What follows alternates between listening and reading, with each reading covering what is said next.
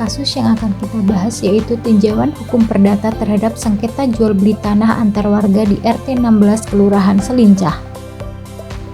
Sengketa jual beli tanah yang terjadi antara warga dan sedang diperiksa di Pengadilan Negeri Jambi dengan nomor perkara 210/PDT-G/2025/PN Jambi.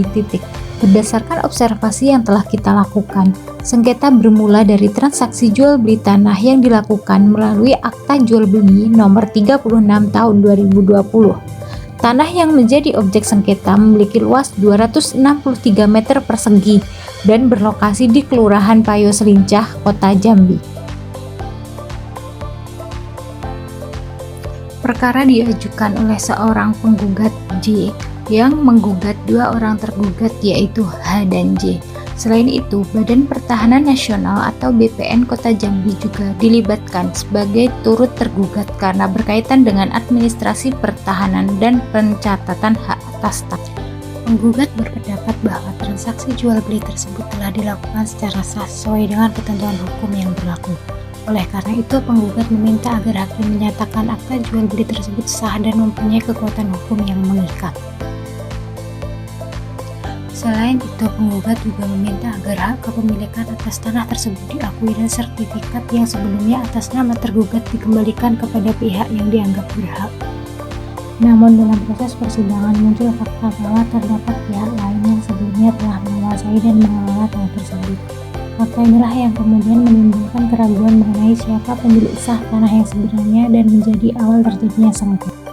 Dalam hukum perdata, suatu perjanjian jual beli harus memenuhi syarat sah sebagaimana diatur dalam pasal 1320 Kitab Undang-Undang Hukum Perdata, yaitu adanya kesepakatan, kecakapan para pihak, objek yang jelas, dan sebab yang halal. Dalam perkara ini, unsur kesepakatan dan objek tertentu dianggap telah terpenuhi. Namun persoalan utama terletak pada pembuktian hak kepemilikan tanah yang diperjualbelikan. Menurut hukum pertanahan di Indonesia, seseorang hanya dapat mengalihkan hak atas tanah apabila ia benar-benar merupakan pemilik yang sah. Oleh karena itu, hakim harus menilai seluruh alat bukti yang diajukan mulai dari akta jual beli, sertifikat tanah, bukti pembayaran hingga keterangan para saksi. Kasus ini menunjukkan pentingnya melakukan pemeriksaan legalitas tanah sebelum melakukan transaksi jual beli. Masyarakat harus memastikan keaslian sertifikat, status kepemilikan tanah, dan prosedur hukum yang berlaku agar terhindar dari sengketa yang dapat berujung pada proses pengadilan yang panjang. Pada akhirnya, putusan hakim akan menentukan pihak yang memiliki hak sah atas tanah berdasarkan keseluruhan fakta dan alat bukti yang terungkap dalam persidangan.